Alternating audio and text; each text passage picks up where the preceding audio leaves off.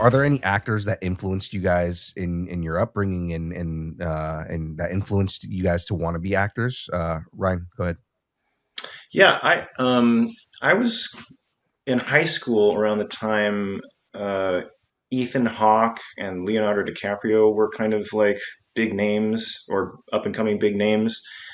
And they were kind of like these at the time. They were these like actors, like Vincent D'Onofrio, these guys that were like really intense, young guys who were like really, really intense.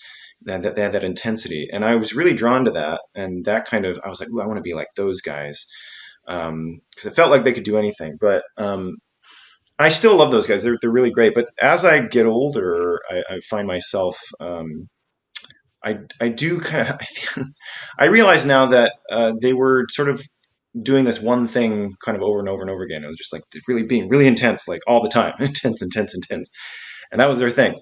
And so I find myself being inspired by different actors these days. I would say a lot more women actors these days. Actually, it's very interesting. I just saw an interview with Kristen Stewart, who had a very interesting opinion. She was like, she basically said that like male actors can't like they're it's hard they can't act as well as female actors. And it was like this whoa like interview answer where the interview was like whoa okay wow, and she was like basically she was like but she made a good point. She was like because acting is about vulnerability, it's about submission, it's about opening yourself up and like bearing everything to the world. And a lot of male actors, all they do is they just get angry.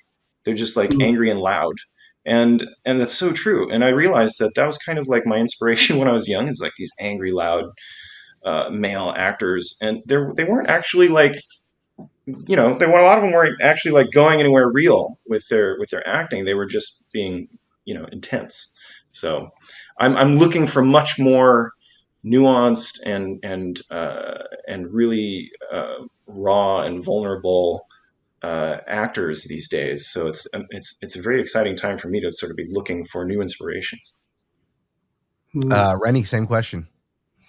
Yeah, I'm going to date myself too, Sean, by saying when I can distinctly remember going to see the movie Taps Mm. in the theater um, in real time.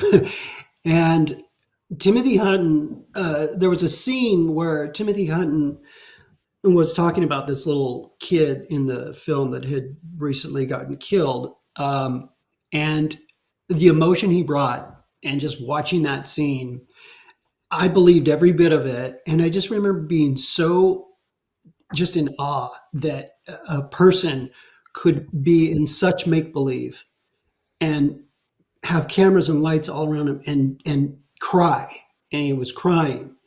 And that just really affected me. I was so obsessed with Timothy Hutton after that. I was like, I want to see everything this guy's done. Who is this guy? Which led me to other actors. And this is like, I really was inspired by a young Mel Gibson, because when he first started, he did so many different roles.